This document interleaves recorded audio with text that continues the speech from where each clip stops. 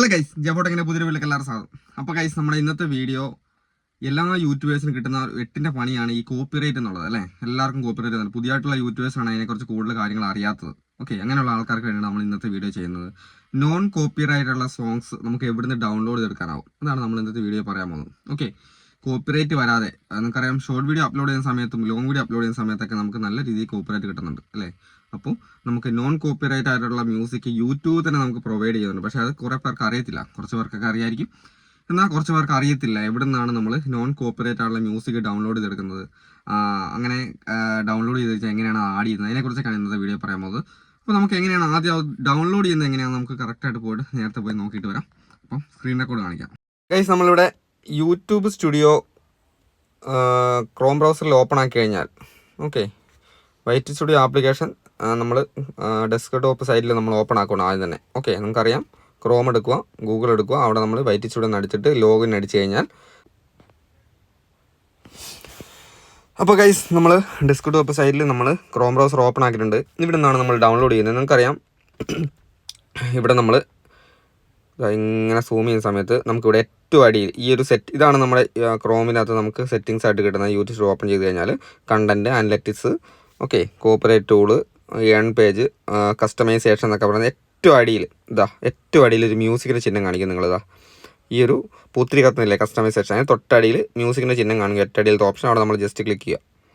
നമ്മൾ ക്ലിക്ക് ചെയ്യുന്ന സമയത്ത് ഗൈസ് ഒരുപാട് മ്യൂസിക്കുകൾ നമുക്ക് കിട്ടുന്നുണ്ട്. ഇതൊക്കെ നമുക്ക് നമ്മുടെ ചാനലിൽ ഉപയോഗിക്കാൻ പറ്റുന്ന മ്യൂസിക്കുകളാണ്. നമുക്ക് യാതൊരു കോപ്പിറൈറ്റോ പ്രശ്നങ്ങളോ വരാത്ത നോൺ കോപ്പിറൈറ്റുള്ള മ്യൂസിക്കുകളാണ് ഇവിടെ കിട്ടുന്നത്.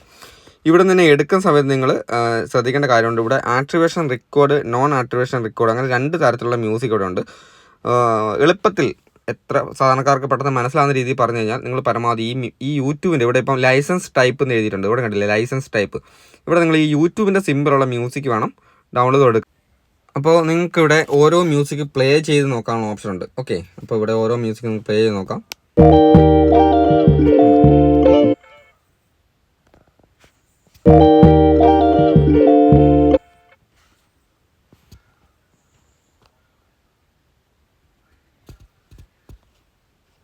ഇങ്ങനെ ഓരോ മ്യൂസിക് നമുക്ക് പ്ലേ ചെയ്ത് നോക്കാം.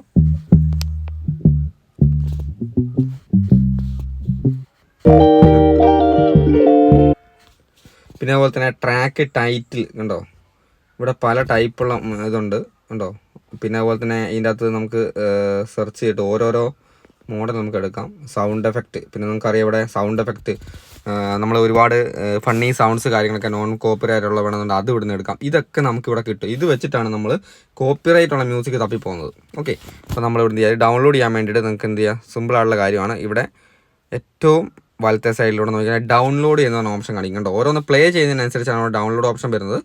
അപ്പോൾ നമുക്ക് ഓരോന്നിങ്ങനെ ജസ്റ്റ് ഡൗൺലോഡ് എന്ന് അടിച്ചു കഴിഞ്ഞാൽ എന്തായി, അത് പെട്ടെന്ന് തന്നെ കാണിച്ചു തരാം, ഡൗൺലോഡായി കിട്ടുന്നുണ്ടാവും. ഓക്കെ, അപ്പോൾ ഓപ്പൺ വാട്സപ്പ്. ഓക്കെ, ഇപ്പോൾ മോർ എന്നുള്ള ഓപ്ഷൻ അടിക്കുക. അപ്പോൾ ഇവിടെ സേവ് ടു ഫയൽസ് ഉണ്ടോ, അടിയിൽ സേവ് ടു ഫയൽസ്. ഇത് ഐഫോണിൻ്റെ അകത്താണ് ഇങ്ങനെ ചെയ്യുന്നത്.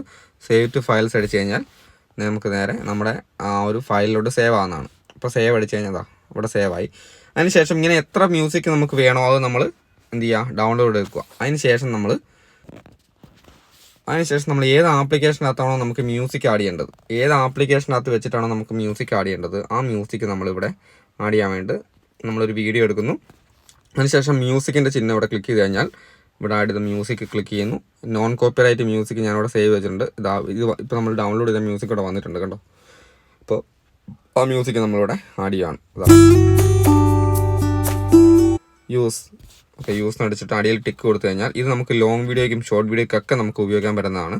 ഇനി ഇവിടെ വോളിയത്തിൻ്റെ ചിഹ്നം നമ്മൾ ബാക്ക്ഗ്രൗണ്ട് ആയിട്ട് വേണമെന്നുണ്ടെങ്കിൽ നമ്മൾ സംസാരിക്കുന്ന കാര്യമാണ്. ബാക്ക്ഗ്രൗണ്ട് ആയിട്ട് മ്യൂസിക് ചിലപ്പോൾ കുറച്ച് കൊടുത്തു കഴിഞ്ഞാൽ നമുക്ക് ബാക്ക്ഗ്രൗണ്ട് മ്യൂസിക് ആയിട്ട് ഉപയോഗിക്കാനാവും.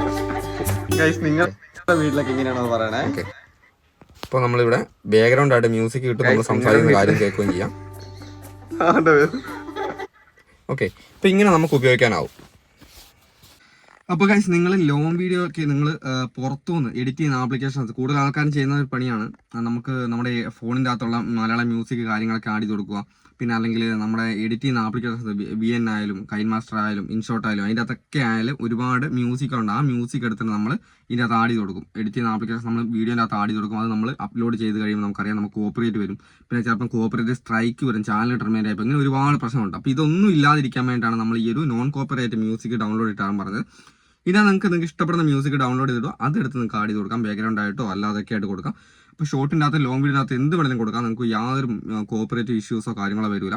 അപ്പോൾ ഞാൻ നേരത്തെ പറഞ്ഞ attribution record, non attribution record എന്നുള്ള ഓപ്ഷൻ ഉണ്ട്. അപ്പോൾ രണ്ടാമത്തെ നമ്മൾ ആ ഒരു യൂട്യൂബിൻ്റെ ചിഹ്നമുള്ളത് മാത്രം ഡൗൺലോഡ് കൊടുക്കാൻ നോക്കുക. മറ്റേത് കൊടുക്കുവാണെങ്കിൽ നമ്മൾ അതിൻ്റെ ആ ഒരു സി ടൈപ്പ് ഉണ്ട്, ഒരു CCC എന്ന് എഴുതിയിട്ടുണ്ടാവും.